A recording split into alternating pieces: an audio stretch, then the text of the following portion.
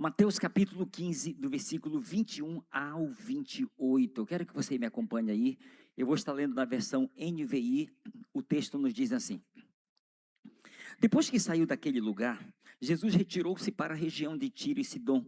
Uma mulher cananeia, natural dali, veio a ele gritando: Senhor, filho de Davi, tem misericórdia de mim. Minha filha está endemoniada e sofrendo muito. Jesus, porém, não lhe respondeu nenhuma palavra. Então os seus discípulos se aproximaram dele e pediram: manda-a embora, pois vem gritando atrás de nós. Ele respondeu: não fui enviado senão as ovelhas perdidas do povo de Israel.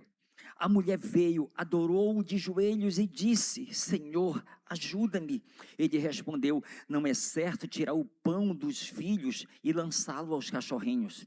Ela, porém, disse: sim, Senhor, mas também os cachorrinhos comem das migalhas que caem da mesa dos seus donos. Jesus respondeu: mulher, grande é a sua fé. Seja feita conforme você deseja. Naquele mesmo instante, a sua filha foi curada. Glória a Deus. Amém. O tema da nossa palavra é um lugar à mesa. Junto à mesa, tem um junto, eu só esqueci isso. Um lugar junto à mesa. Deixa eu só lhe falar. Eu quero considerar essa palavra como uma sequência da palavra de domingo passado que a pastora Neiva pregou. Tá bom? E eu quero só compartilhar também, acrescentar algumas coisas que o Espírito Santo estava ministrando ao meu coração antes, e na medida que ela estava ministrando também essa palavra, eu quero compartilhar isso aqui com vocês, que eu acredito que vai abençoar a vida de vocês também, em nome de Jesus. Amém? Vamos lá. Queridos, vamos pegar essa pergunta aqui, ou essa afirmação de Jesus aqui, que ela acaba sendo muito polêmica. Qual? Não é certo tirar o pão dos filhos e lançá-lo aos cachorrinhos. Essa afirmação aqui, para alguém que não entende, se fosse alguns paraenses, eu saía emburrado da igreja. Me chamou de cachorro. Nunca mais eu volto dessa igreja. Mas eu quero chamar a sua atenção, porque essa mulher não fica ofendida, gente. Jesus a chama de cachorrinho ou cachorrinha, mas ela não fica ofendida. Então ela entendeu o significado disso aqui. Eu quero chamar a sua atenção para isso. Ao entender o significado, ela não se sente ofendida, pelo contrário, ela persiste para receber aquilo que ela foi buscar. Então eu quero chamar a sua atenção para isso aqui que é muito importante. O termo cachorrinhos, no diminutivo, nos fala de animais domésticos. Jesus, ele usou uma palavra grega para cães domésticos ou de estimação. E aqui é importante a gente entender que Jesus não estava querendo insultar, humilhar ou ofender aquela mulher ao declarar esse termo aqui, mas ele estava sim querendo expressar a sua prioridade de missão. Ele está dizendo: olha, minha missão primária é para os filhos de Israel, é para a nação de Israel. Por isso ele diz: não é bom tirar o pão dos filhos, se tratando da nação de Israel, se tratando dos descendentes de Abraão, e dar aos cachorrinhos. Quem estava aqui representando os cachorrinhos? Os gentios. Quem são gentios? Todos aqueles que não são judeus. Tá bom? Só para a gente pegar isso aqui que é muito importante. Então, ele não estava aqui ofendendo ela, mas trazendo à luz qual era a sua missão primária. Eu vim para as ovelhas. O versículo 24 diz assim: não fui enviado senão as ovelhas perdidas do povo de Israel. Ele deixa muito claro isso. Mas eu quero chamar a sua atenção aqui, depois que Jesus faz essa afirmação, eu quero chamar a sua atenção para o que essa mulher declara, logo após a afirmação de Jesus. Olha o que ela diz, o texto diz assim: sim, Senhor, mas até os cachorrinhos comem das migalhas que caem da mesa dos seus donos. Você percebe pelas palavras dela: Senhor, não tem nenhum problema. Se é para pegar as migalhas, eu não tenho nenhum problema em pegar as migalhas. Elas vão me abençoar? Ok. Os filhos podem, olha só, gente, esse coração, os filhos podem continuar na mesa, comendo da mesa, o que cair é meu, não se preocupe, eu vou pegar o que cair. Você entende? Ela não está ofendida, gente. Ela está entendendo o que Jesus está expressando. É isso que eu quero passar para você aqui, esse entendimento. Quando ela declara, sim, Senhor, mas até os cachorrinhos comem das migalhas que caem da mesa dos seus donos. Escute, não se trata apenas de uma resposta sábia desta mulher, mas se trata de uma resposta consciente de que ela não era merecedora do que estava pedindo para o Senhor. Você entende a consciência? Tipo, Senhor, eu sei que eu não sou merecedora disso que eu estou pedindo para o meu filho, para a minha filha. Eu concordo com o que o Senhor disse, o que está na mesa é para os filhos. Ok, mas eu aceito as migalhas que caem da mesa, não tem nenhum problema, eu aceito. Eu sou consciente disso. Então, há uma consciência muito clara aqui a respeito disso, até porque ela ouviu Jesus dizendo que o pão pertencia aos filhos. E ela entendeu, eu não sou filha ainda, tudo bem. Mas eu não tenho nenhum problema em pegar das migalhas que estão caindo. Entende? Porque qual era a migalha que ela estava buscando? Libertação, gente. Você entende? Ela está buscando libertação. Então, meu Deus, se toda migalha for desse tamanho, quem não vai querer uma migalha desse tamanho, gente? Para ter a filha liberta, para ter o filho salvo, transformado, você entende? Então ela está aceitando, ela está entendendo isso aqui, está recebendo. Escute, então, ela como uma gentia, consciente, lhe disse, eu posso como uma cachorrinha continuar comendo do que está caindo da mesa. Mas eu quero chamar a atenção para você uma outra coisa. É que a história dessa mulher gentia não cessa nesses poucos versículos que nós vemos aqui. Pastor, mas aonde tem que eu não vejo outra parte? A história dessa mulher. Eu só vejo se repetindo nos outros evangelhos. Mas deixa eu lhe dizer, eu quero que você caminhe comigo, porque nessa mensagem aqui você vai encontrar essa mulher mais na frente. Porque aqui não termina a história dela. Você vai entender o que eu estou falando. Caminhe comigo, porque você vai ver junto comigo essa mulher, dentro dessa mensagem aqui, vivendo um outro nível da sua história. Tá bom? Guarde isso aí. Então, vamos dar uma pausa aqui, na história dela. Vamos passar para um outro texto bíblico aqui, que fala também sobre outra coisa que a pastora Neiva ministrou domingo. Lucas capítulo 7, versículo de 1 a 5. Me acompanhe aí, por favor. Lucas 7, de 1 a 5. O texto diz assim: tendo terminado de dizer tudo isso ao povo, Jesus entrou em Cafarnaum. Ali estava o servo de um centurião, doente e quase à morte, a quem o seu senhor estimava muito.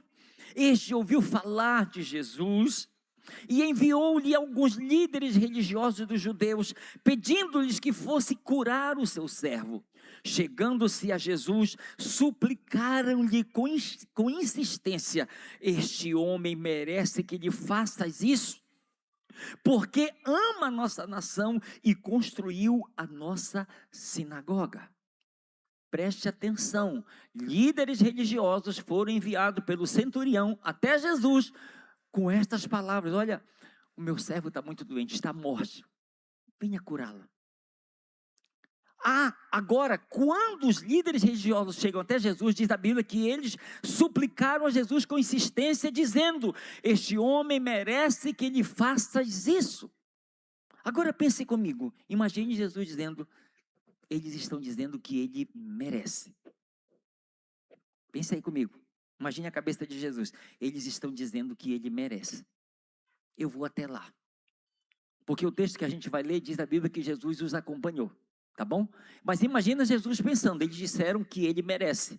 Eu vou até lá, ok? Caminhe comigo nisso aí. Agora pense, olha o que está o texto, vou repetir de novo, Lucas 7, 5.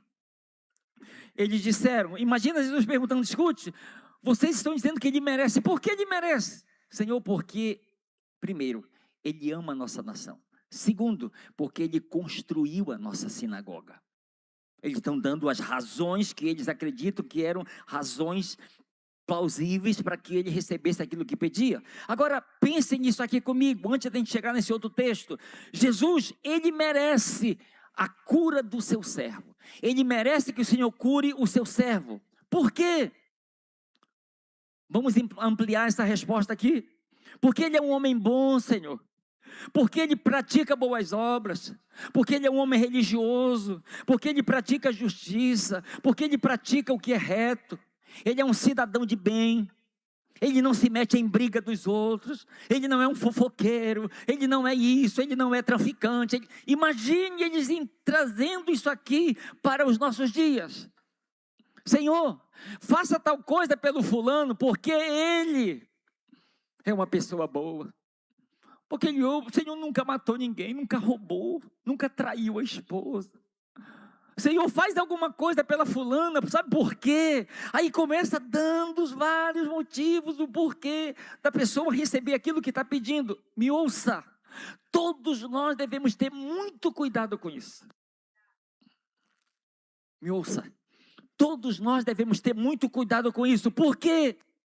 Porque se nós achamos que Deus tem que fazer, ou deve fazer alguma coisa por nós, ou para nós, porque nós merecemos, no dia em que nós não recebermos, nós vamos ficar decepcionados com esse Deus. Sabe por quê? Porque eu mereço receber e Ele não me deu. Você entende onde é que está o perigo aí? Porque eu sou merecedor. Aos olhos deles, esse homem era merecedor de que o seu rapaz, o seu servo recebesse a cura.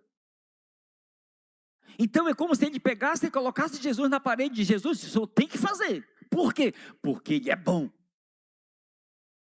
Porque Ele ama a nossa nação. Inclusive, a nação é sua também. É a nação de Israel, ela é sua nação também. Ele construiu a nossa sinagoga, aonde o Senhor vai lá ensinar também na sinagoga, tá vendo? Ele merece isso. Então eu estou dizendo, onde é que está esse perigo? É quando eu acho que Deus tem que fazer porque eu mereço que Ele faça. Porque se Ele não fizer,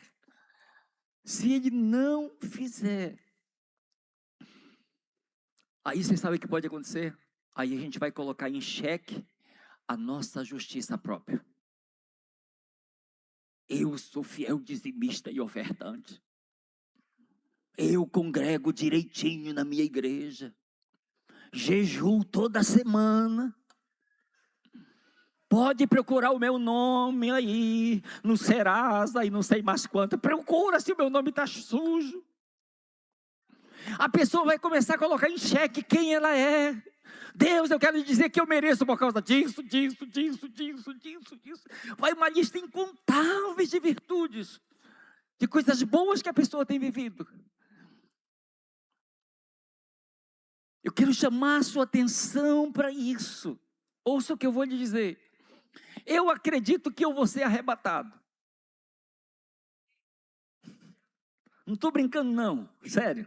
Me ouça. Eu acredito que eu vou ser arrebatado, gente. Mas, escute. Mas se eu não for arrebatado, me escute que eu vou lhe dizer. Eu não quero que um dia em meu velório tenham pessoas em volta do meu corpo dizendo: o pastor Elcio merece ir para o céu. Ele merece que Deus lhe dê um bom lugar ao seu lado. Por quê? Porque o pastor Elcio aqui na terra foi uma pessoa muito boa. Ele ajudava os pobres. Você lembra da marcha do amor? Ele incentivava uma tonelada, lembra? Porque o pastor Elcio era um homem de bem para a sociedade. Porque o pastor Elcio procurava viver em paz com todo mundo. Não, 1000 vezes não. Eu não quero pessoas em volta do meu caixão. Se eu não for arrebatado e pessoas estejam em minha volta dizendo: ah, Senhor, Ele merece estar em um bom lugar aí no céu, porque Ele foi isso, aquilo outro. Não. Eu não quero isso. Por quê, pastor? Escute. Preste atenção nessa frase aí. Eu não quero ser lembrado como alguém que praticou boas obras para ser salvo, e sim como alguém que, após ser salvo por Cristo, passou a praticar boas obras. Você entende a diferença? Você entende a importância disso? Por que, pastor, é importante isso? Porque as pessoas estão colocando a carroça na frente do boi, gente. As pessoas estão colocando a carroça na frente do boi. Deus, faça isso, porque ele é isso, aquilo, aquilo, aquilo. Não. Não. As boas obras devem vir de reboque. Devem ser arrastadas pelos salvos. Então guarde, eu vou repetir isso aqui que o Senhor ministrou no meu coração. Eu não quero ser lembrado como alguém que praticou boas obras para ser salvo, e sim como alguém que após ser salvo por Cristo, passou a praticar boas obras. Você entende a diferença que isso pode fazer na terra, depois da minha ou da sua partida? Porque as pessoas, elas estão procurando meios para serem salvas. Elas estão procurando meios para serem justificadas. E ainda mais quando os religiosos entram no caminho, porque se você prestou atenção no texto que eu repeti, foram os religiosos da nação de Israel que o centurião enviou até Jesus. Então eles, pelo conhecimento das Escrituras, eles deveriam, sabe como chegar com Jesus, dizendo: Jesus, ele não merece porque ele é pecador igual nós. Mas nós lhe pedimos, cura o servo dele. Você entende a diferença? Assim como nós, ele não merece, mas nós estamos aqui para lhe rogar. Cura o servo dele porque ele o ama muito, ele é muito especial para ele. Tem alguém comigo aí, gente? Você entende? A importância, meu Deus do céu, como isso é tão importante. Todas as pessoas que foram para rogar em favor do centurião a Jesus lhe disseram: este homem merece que lhe faças isso. Ele merece que lhe faças isso. Agora, eu quero que você preste atenção no texto que eu disse que eu ia ler, que eu quero ler agora. Bora ver o que o texto de Jesus vai com eles. Olha o que está escrito em Lucas 7:6. Olha o que está escrito. Me acompanhe aí. Então Jesus fez o quê? Foi com eles. Já estava perto da casa do centurião, acrescentando aqui sem entender, quando o centurião lhe mandou amigos dizerem a Jesus: Senhor, não te incomodes.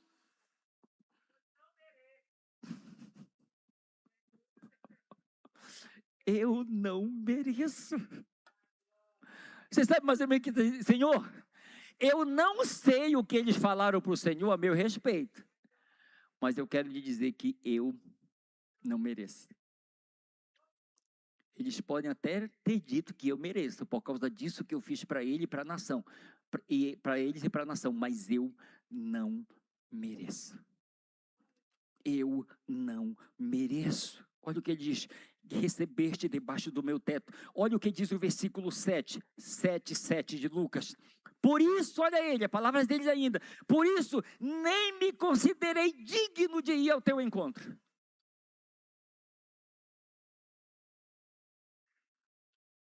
Você entende? Eu não sei, olhe para mim por favor, eu não sei o que as pessoas que têm ido à sua frente ou à minha frente estão dizendo a nosso respeito para Jesus, mas eu espero quando cada um de nós chegarmos diante dele, possamos dizer: Senhor, nós não merecemos, nós não merecemos, nós não somos dignos, nós não somos dignos disso. Ele está, sabe, colocando isso aqui de uma forma tão graciosa. Preste atenção nisso aqui. Somente alguém consciente de sua natureza adâmica e de sua pecaminosidade é capaz de reconhecer em humildade que não é merecedor de nada. Você entende? Somente alguém consciente da sua natureza adâmica e de sua pecaminosidade é capaz de reconhecer em humildade que não é merecedor de nada. Por quê, pastor? Eu quero ler um texto com você. Isaías capítulo 64, versículos de 1 a 6. Me acompanhe aí, por favor. Olha a oração aqui. Ó Senhor, quão bom seria se fendesses os céus e descesses, e os montes de todo mundo estremecessem diante da tua presença, como quando o fogo acende os gravetos e faz a água ferver, para que os teus inimigos conhecessem o teu nome e as nações ficassem impactadas arrebatadas pela tua presença, porque quando fizestes os sinais magníficos, eventos que não esperávamos, descestes e os montes se abalaram grandemente diante de ti. Desde a antiguidade não se ouviu, nem se percebeu, tampouco escutou-se comentários, nem olho algum sequer vislumbrou outro Deus além de ti, que age em favor daqueles que nele depositam sua esperança. Vens, pois, socorrer aqueles que praticam a justiça com alegria, que se lembram de ti e de tuas orientações. Todavia, prosseguimos nós em nossos erros e pecados. Tu te indignaste, e agora? Como então seremos salvos?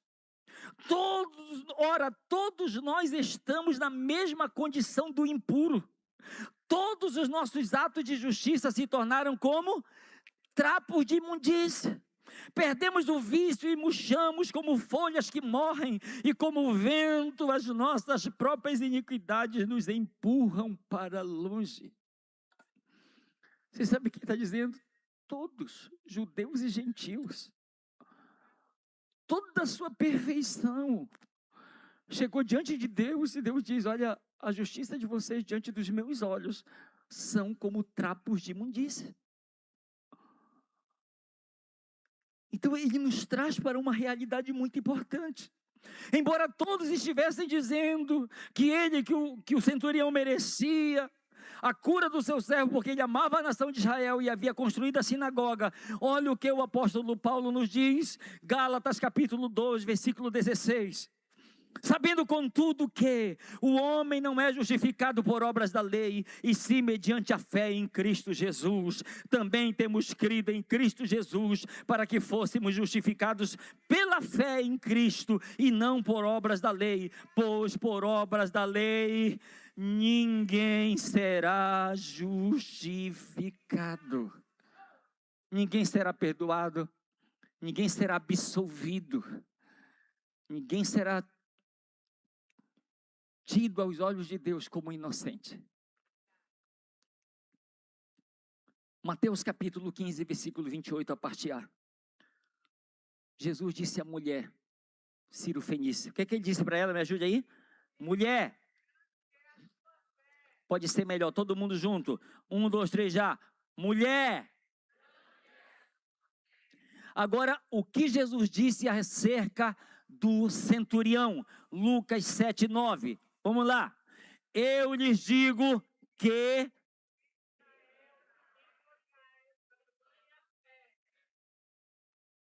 Meu Deus, ainda bem que não foi gravado. Ficou feio.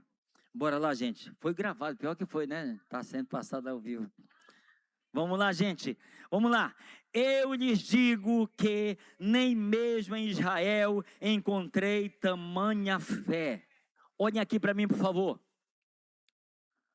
Foi a fé deles que causou admiração em Jesus e não as suas boas obras.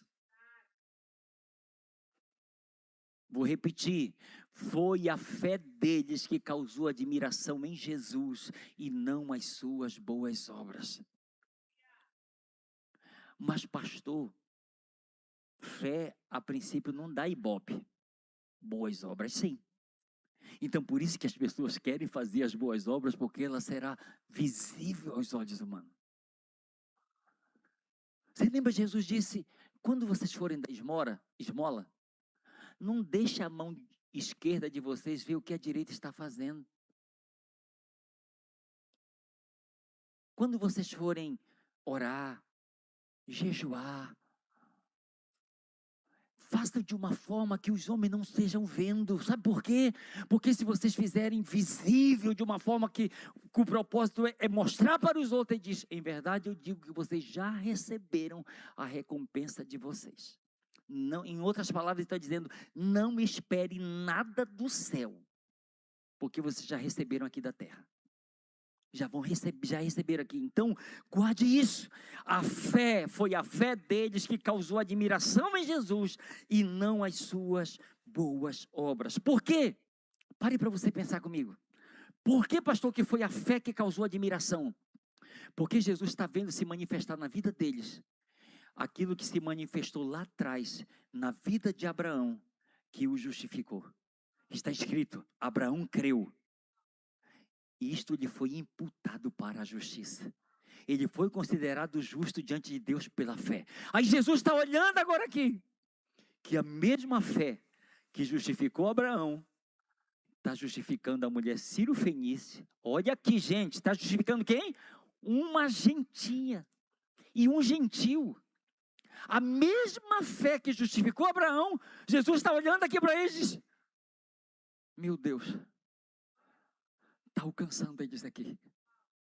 Está alcançando aqueles que não eram merecedores, aqueles que não eram dignos, estavam sendo alcançados também. Porque olha o que Paulo diz. Paulo diz, Romanos 3:28, concluímos, pois, que o homem é justificado pela independente das obras da lei. Independente das obras da lei. Pastor, a pergunta é, então eu não preciso praticar boas obras? Em nenhum momento eu falei isso. Ouça-me. As boas obras não salvam ninguém, mas todo salvo pratica boas obras para provar a veracidade da sua fé. Vou repetir, boas obras não salvam ninguém, mas todo salvo pratica boas obras para provar a veracidade da sua fé. Você lembra o que Tiago diz?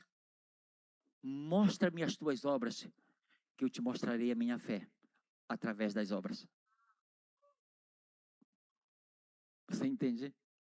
Eu já tenho fé, eu sou salvo, e eu vou praticar minhas boas obras, não para ser salvo, eu vou praticá-la porque eu já sou salvo, e eu entendi que não são elas que me salvam, mas é Jesus Cristo de Nazaré quem faz isso. Amém, queridos?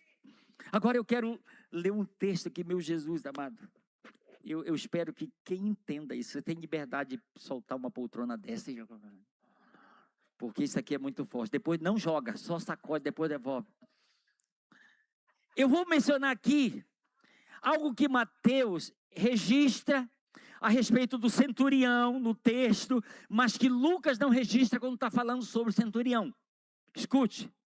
Olha o texto, me acompanha aí, preste atenção, gente. Mateus capítulo 8, versículos de 10 a 12. Olha o que está escrito. Ouvindo isto, admirou-se Jesus e disse aos que o seguiam, em verdade vos afirmo que nem mesmo em Israel achei fé como esta. Ponto. Segura. Pega a sequência, gente, olha. Não está desconectado uma coisa da outra, tá? Fé. Digo-vos que muitos virão do Oriente e do Ocidente e tomarão lugares à mesa com Abraão, Isaque e Jacó no reino dos céus. Amém? Pastor, o que isso significa? Vou já pegar outra parte do versículo. Sabe o que isso significa? Significa que, pegue isso aí por favor, em nome de Jesus. Significa que os cachorrinhos, os gentios, como a mulher Ciro-fenícia e como o centurião, não por causa de suas obras, mas por meio da fé em Cristo Jesus, deixariam de comer das migalhas que caíam da mesa dos filhos e passariam a ter um lugar junto à mesa com Abraão, Isaque e Jacó. Meu Deus do céu! Você sabe o que é Jesus? A mulher ainda está lá, falando, Senhor, eu vim aqui pegar uma migalha. Ele diz, vem cá minha filha, dá a mão aqui para mim. Você não precisa mais a partir de hoje pegar migalhas, porque eu tenho um lugar junto à mesa para você. Se senta aqui. Você foi justificada por meio da sua fé em Cristo Jesus.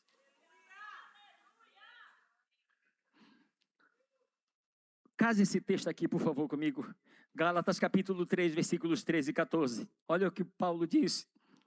Cristo nos redimiu da maldição da lei quando se tornou maldição em nosso lugar. Pois está escrito, maldito todo aquele que for pendurado em madeiro.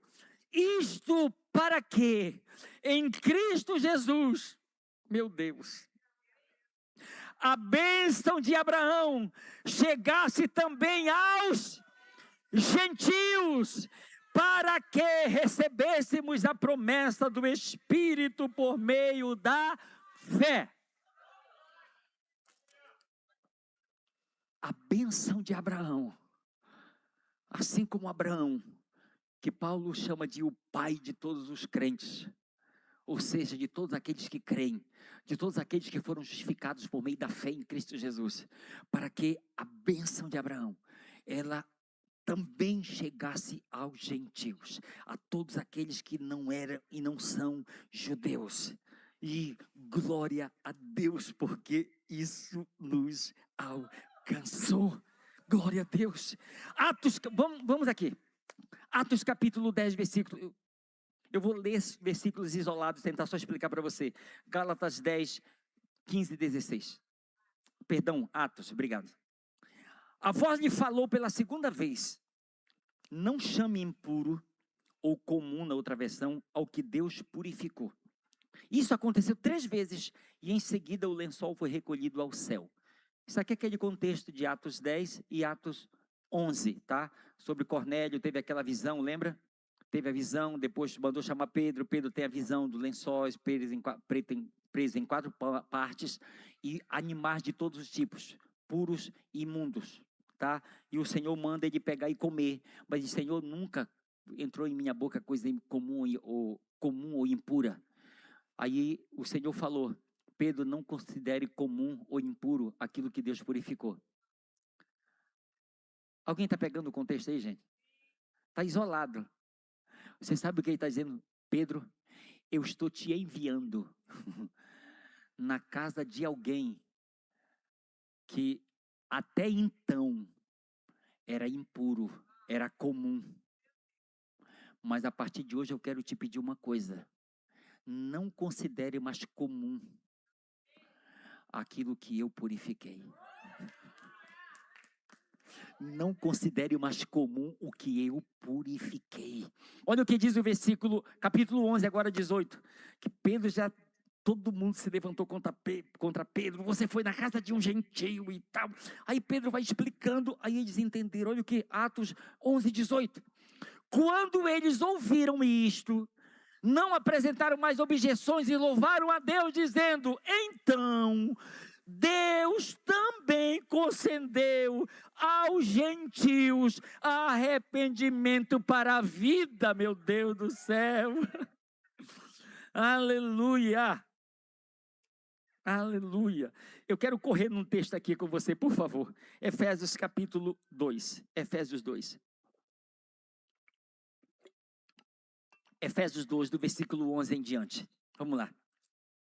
Portanto, lembre-se de que antes vocês eram, por meio de nascimento, e chamados incircuncisão por aqueles que se chamam circuncisão, feito no corpo por mãos humanas, e que naquela época vocês, gentios, estavam sem Cristo, separados da comunidade de Israel, sendo estrangeiros contra a aliança da promessa, sem esperança e sem Deus no mundo. Agora, porém, em Cristo Jesus, vocês que antes estavam longe, foram aproximados pelo sangue de Cristo, pois Ele é a nossa paz, o qual de ambos fez um e destruiu a parede, o muro da inimizade, anulando no seu corpo a lei dos mandamentos expressa em ordenanças. O objetivo dele era criar em si mesmo, de 2, um novo homem, e assim estabelecer a paz e reconciliar com Deus os dois em um só corpo, por meio da cruz, pela qual ele destruiu a inimizade. Ele veio e anunciou paz a vocês que estavam longe,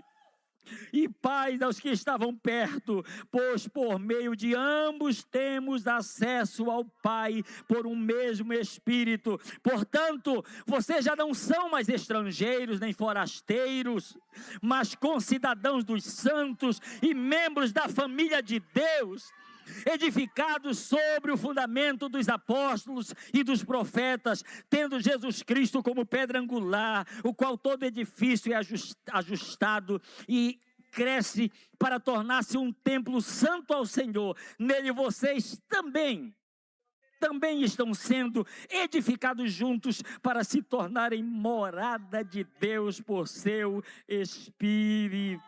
Meu Deus do céu, glória a Deus, glória a Deus. Agora eu vou pedir que você fique de pé, que eu quero ler um texto aqui. Eu quero ler um texto aqui com você. Eu quero ler o último texto. Por favor, preste muita atenção nesse texto aqui. 2 Samuel capítulo 9, versículos de 5 a 8 e o versículo 13.